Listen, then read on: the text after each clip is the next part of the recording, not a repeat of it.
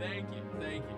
It's such a great pleasure to be back with you, and please be seated. Let's just talk a little while. I have to tell you that I'm so excited not only to be back in Joshua House, but for the extension of Black History Month. It is time, right? It's beautiful that we have a month, but does it have to be the shortest month? Like all the time?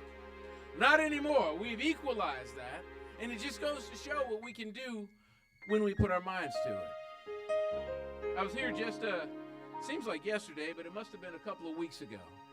Yeah, recognizing Charles Pennell. You know, Brother Charles has worked so tirelessly in this community, an unsung hero. It was a great pleasure for the NAACP to recognize that, but I tell you what, the thing that really struck me in my heart is that the church opened up his doors yet again. Yes, and that's so important that we recognize what's happening in our community among us, right? It's enough to read about it in the paper or hear that so-and-so got an award down the street, but this is here. This is our house, right? This is Joshua House, and I feel better every time that I get here. You know, the scripture that we read this morning, Romans 8, verse 35, oh boy. Yeah. Can't we be conquerors? Can't we? Yeah, even in death, because here is the lesson that I am picking up. And I tell you what, I'm 55 years old, and I feel like I am learning it all over every day. You know, I went to school, and the people there, the teachers were so nice. I remember Miss Alice, she used to give me cinnamon rolls and help me eat my lunch when I didn't want to. But if I did, I got some cinnamon rolls, so I helped. And I remember that even in college, there were professors that kind of took me by the hand and led me through some stuff that I didn't understand, I didn't appreciate. Chemistry seems like it's a different universe. I don't understand chemistry even to this day. But I tell you what, I am beginning to understand time. You know, in a lot of perspectives, we understand it. You know, there's a clock on the wall. I got a watch. I got a phone. Man, I am so connected to time by the minutes and the seconds. But my father used to tell me that there are 1,440 minutes in each day. And the only thing that matters is how we going to use those minutes, right? We need to set a firm intention to make sure that every one of them matter. And when he told me that, I said, yeah, you know, okay. And then I went off to the military, and I understand that there was this thing called a plan of the day. Anybody serve in the military at all? Over there, they got a plan of the day. It's a piece of paper. They mark it on the wall. They put it up, and this is what's happening in your day, with or without your consent, Rev. You know, they didn't seem to care. It doesn't matter. And so they have your minutes accounted for, but most of us in our regular lives don't seem to appreciate the value of each one of those minutes. Now, the second by second thing, we kind of got that down. We can breathe, right? We're going to get something to eat, and sometimes I get too much, you know. I might get a little rest. I find time to watch the TikTok and be on TV. But there's so many things that are left on my list of things to do, my own plan of the day, that just don't seem to get accomplished. And I wonder if it's because when we think of time, you know, we get lost in it. People talk about CP time. Y'all know what that is?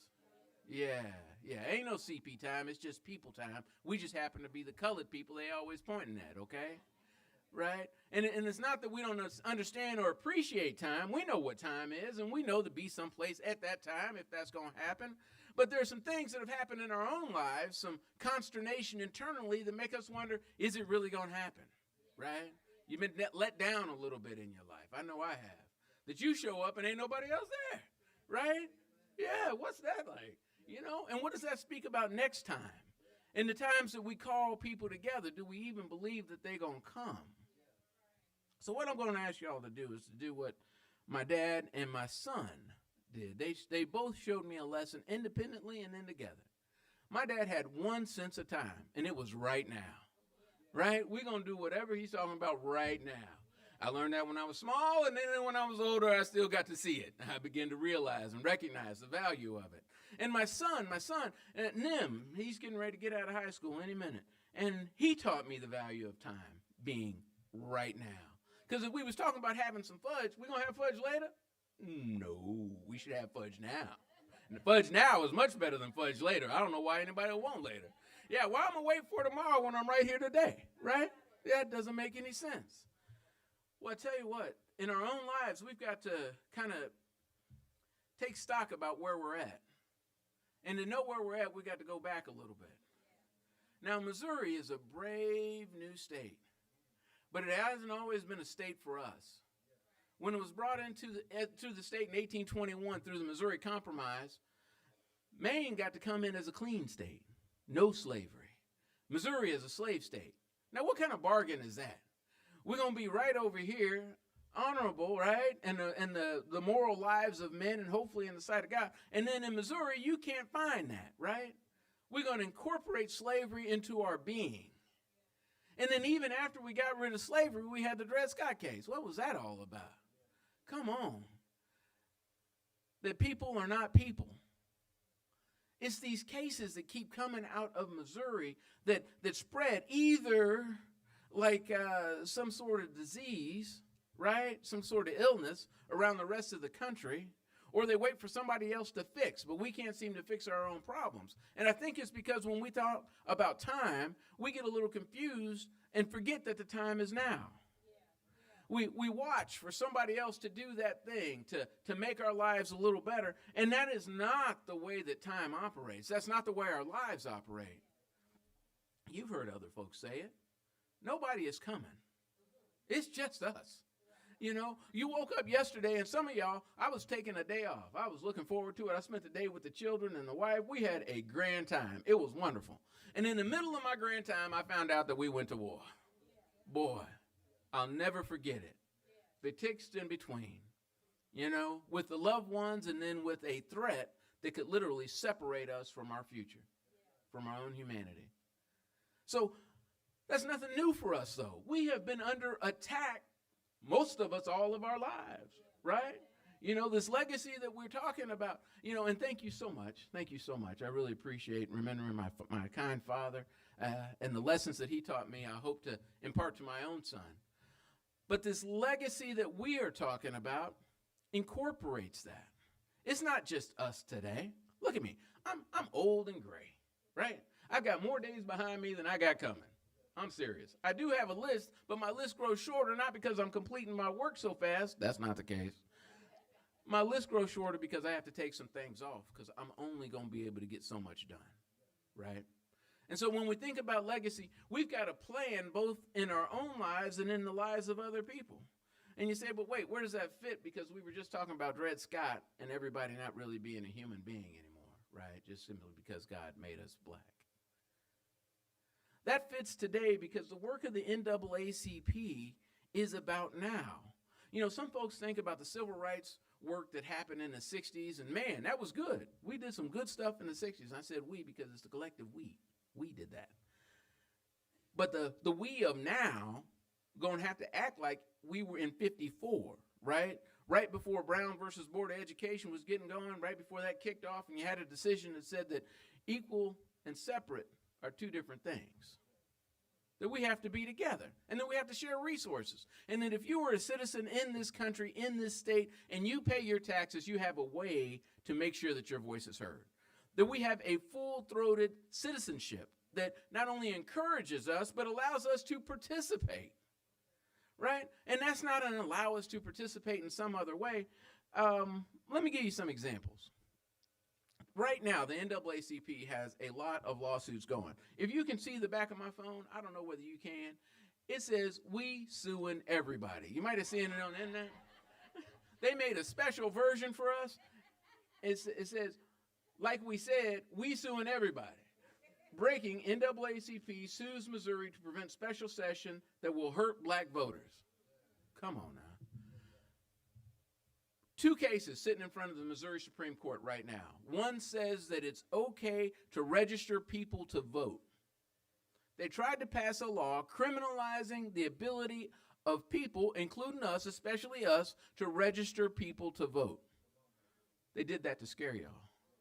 We took it right downtown to circuit court and we beat them, and then they appealed it. And so we're in front of the Supreme Court. That's already been argued. You will hear about cases that are being argued at court. This is your case. When you hear about these cases, come on down to court. It's wide open, right? Dress up however you want to. Come on in. Put your NAACP t-shirt on. Put your Joshua House t-shirt on. Let them know who you're with. come in and sit in the gallery so that the judge can understand that this is not just a Rod Chapel or NAACP or this other group arguing about this thing. These are the people that matter. The second voting case says that you have to have strict photo ID. And I want to be crystal clear on this. People say, well, I got to have photo ID when I go to Blockbuster. Blockbuster's out of business. Okay? That is not the same thing as going to vote. The purpose of the strict photo ID is to exclude hundreds of thousands of people from voting, and many of them look just like us. They are the black and the brown. They are the people that have trouble getting around. It's not right. We took that case downtown. We lost in front of the court. They said that we as the NAACP somehow didn't have standing to stand for all of us, as we always have. Because in 1909, the NAACP was started because of lynchings. And people couldn't come forward in their own towns and say, hey, y'all stop lynching us, because you know what happened, right? That's right. They're the next one on the tree. Their loved one, they lose their jobs. Farm got run over. House got burned down. So the NAACP stepped into the shoes of, and has been doing that since 1909 and is still doing it today. That's us. Another case is where we sued the Attorney General. Because in 2017, when we issued the travel advisory, that's the first NAACP travel advisory in the world, in this country, was issued in this state. Compared us to Myanmar. Anybody been to Myanmar? No, neither have I. Here's a third world country. It's supposed to not be very nice, where the people who live there have no civil rights. They get treated any kind of way. Driving down the road and somebody pull you over and they tell you what you gonna do, right? Take you to jail, no due process. Sound familiar? Once you get to jail, the criminal process is not fair, just like it is here. You get longer sentences for doing the same stuff that other people did. You get mistreated on the way, like Torrey Sanders, who never got charged with a crime and died with a sheriff's knee on the back of his neck in a Mississippi County jail. Okay? That's the kind of justice that we've been experiencing here in Missouri, and that's why that travel advisory was passed. Part of that was that when you drive on the road and you're trying to come to church, you're trying to go to work, or you're taking somebody to school, or whatever you're doing, you get pulled over. Doesn't matter where you are in the state, you get pulled over at a rate that's higher than anybody else. Let that soak in, right? You know, I'll tell you, it hit me bad when, of course, I've been pulled over plenty. But it hit me bad when my mom got pulled over. And she used to be a professor, worked right down the street at Lincoln, goes to Schnucks. She'd go to work. Sometimes she'd go some other places. And they pulled her over. Mama don't speed. They wanted to see what she was doing, where she was going. She was incensed, right? And I was mad. I was big mad.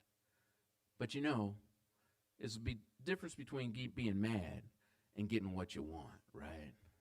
And so we went back and we looked at the disparity index that's quantified in law. It's a statute that says they have to produce this index to say if you're in Jefferson City or you're in Columbia or you're in St. Louis, if you are this percentage more likely to be pulled over because you're black. And they get that by looking at the numbers. They can tell who's driving, who got pulled over, what color they are, and then what happened. In Columbia, it's 300% more. Here, it's 67% more here in Jefferson City right now. Well, the Attorney General thought that they had a fix for us, and that was Attorney General Bailey at the time. He went on, and now he's running part of the FBI here. Boy, isn't that something? He said that he just flat out wasn't going to enforce the statute, just wasn't going to do it. We said that that's not right. You can't, it's a state statute. You don't get to pick and choose the ones that you like, because I know that at the end of the day, if you're picking and choosing, I'm losing, right? It's been like that. It's hard enough to just get them to enforce the law. So we sued them. Took them right downtown again. Didn't like that. And you know what? They settled. They settled. They've agreed to produce the disparity index because, Rev, that's what the law says. If we make them, we can hold them accountable, right? Now, if we sit back and we wait on somebody else, wasn't nobody else coming because wasn't nobody else affected but us, right? Ain't nobody coming for us. They ain't coming to save us. If they were, we wouldn't need a whole law to talk about what happens when we get pulled over, right? Okay. Now, we're still suing the University of Missouri. Y'all heard of them? Yeah. Mung Choi, the chancellor or president, whatever he is over there, got rid of all the DEI, right? Y'all saw that in the newspaper? Yeah. Now, some of y'all might have some children over there, some relatives over there who are in school. I don't know what they're doing with their not DEI right now, but I can tell you this, that when the data that the Attorney General collected and sent over to them for statistical analysis so that we would know what percentage of black folks was getting pulled over in what town, so we can make some educated choices about where we're going to go and not go, or at least what to expect when we get there. When they sent that data over, they decided not to give us a copy. Now, that's a violation of the Sunshine Law. We did not appreciate that, and so we sued them. Yes, we sued them over there, and it's still pending over there. Yeah, so that's a case, and it's happening. It's important that we have the data, that there be absolute transparency, and it's a slow process, right? Because a lot of times, like when my mom got pulled over, I was mad, and I thought, well, what if we just set something on fire? Boy, that's not socially acceptable, though. That's going to have some repercussions on a whole bunch of folks, especially depending on what you burn up. But so we're suing them. It's a slow process, but it's one that's got to be done.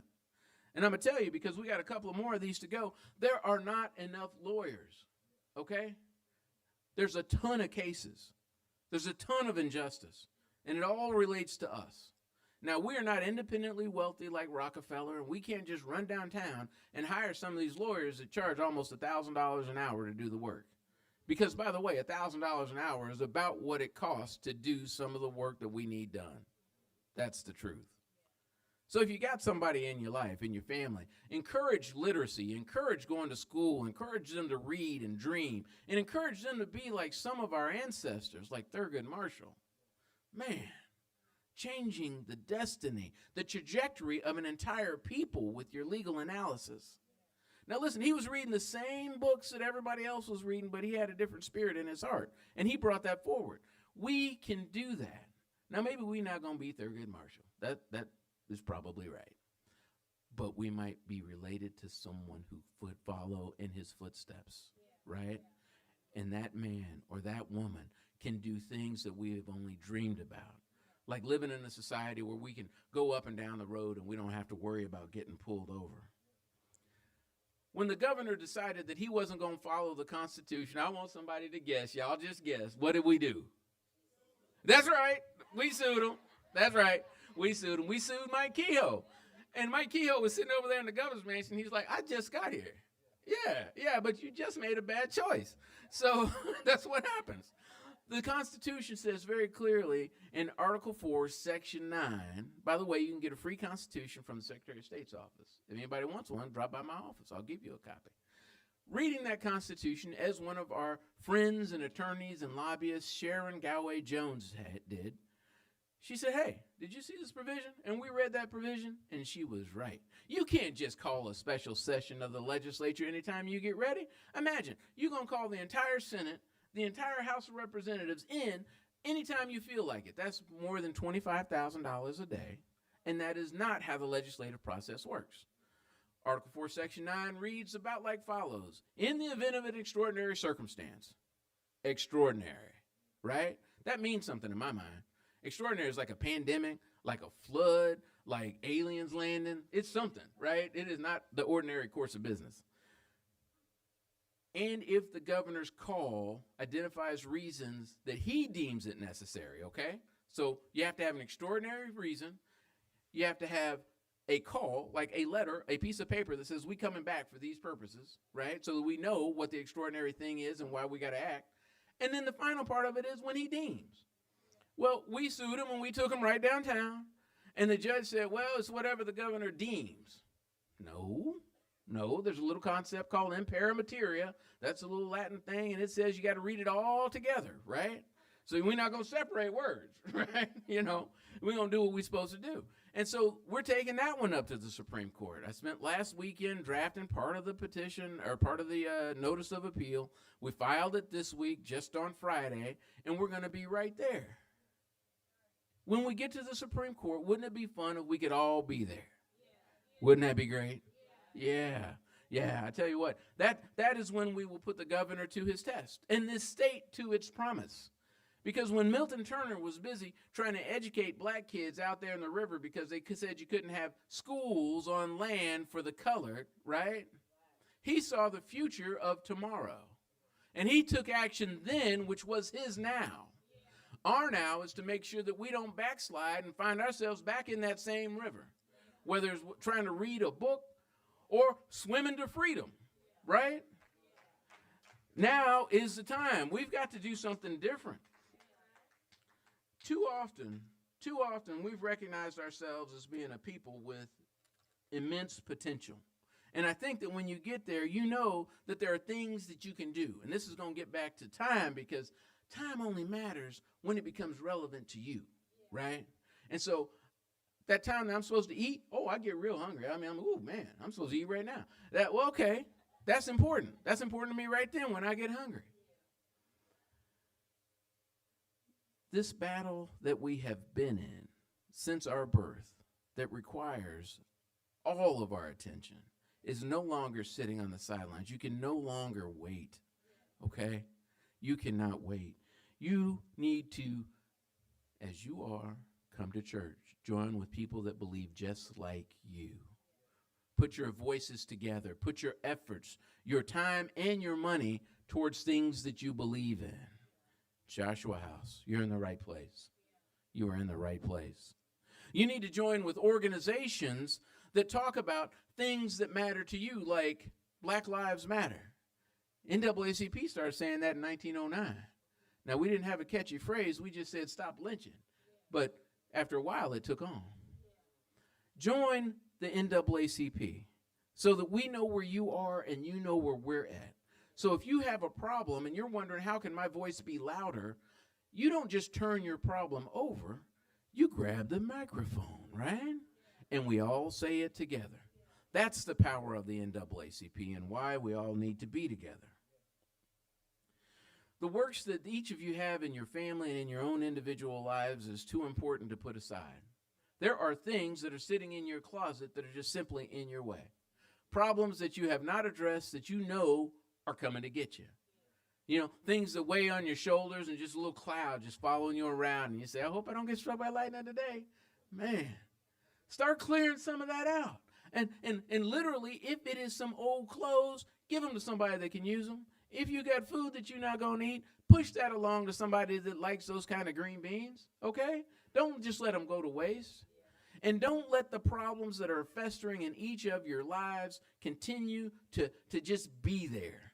Do something proactively and do it now, right? A lot of people wait for New Year's Day for resolutions. Well, this is March the 1st, and this is the first new day of Black History Month extended, right? Right. So let's get our things out the closet, right? Let's take care of them. Some of y'all have issues, and I don't care whether you got injured on the job, whether you got called a name at work, whether you have a child that's in school and is being mistreated, subjected to extra discipline, okay?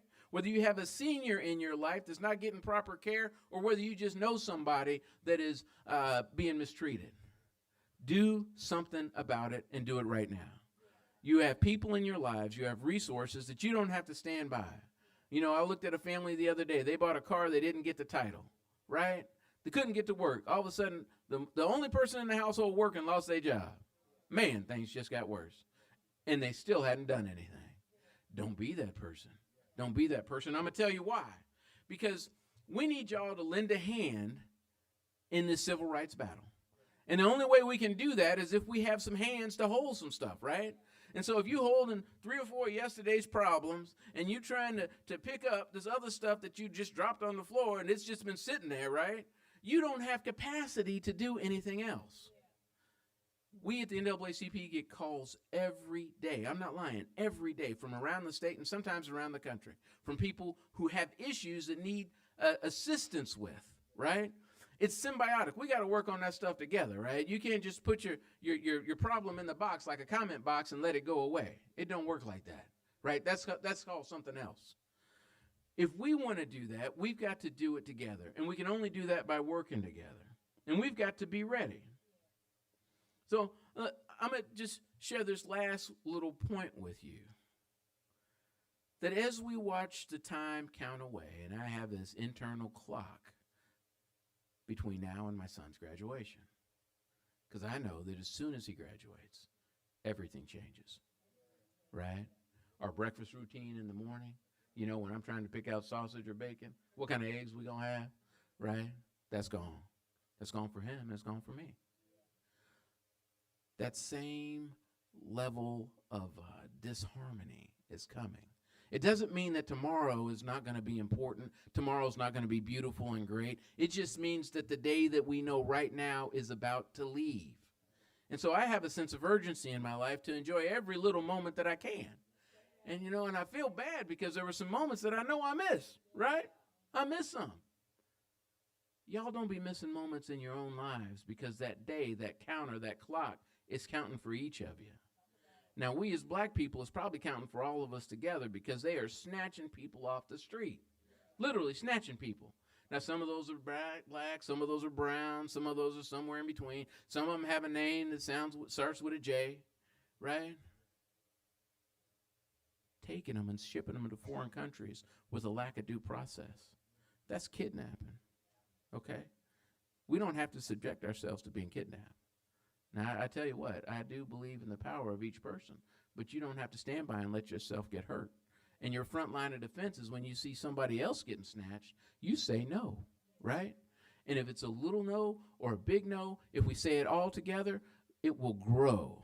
And that's what we need right now in this moment.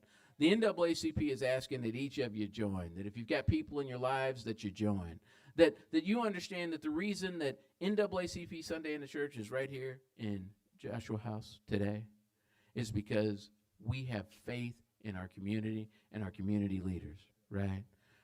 In the clergy that you have here in this church and the people, your congregation here in this church.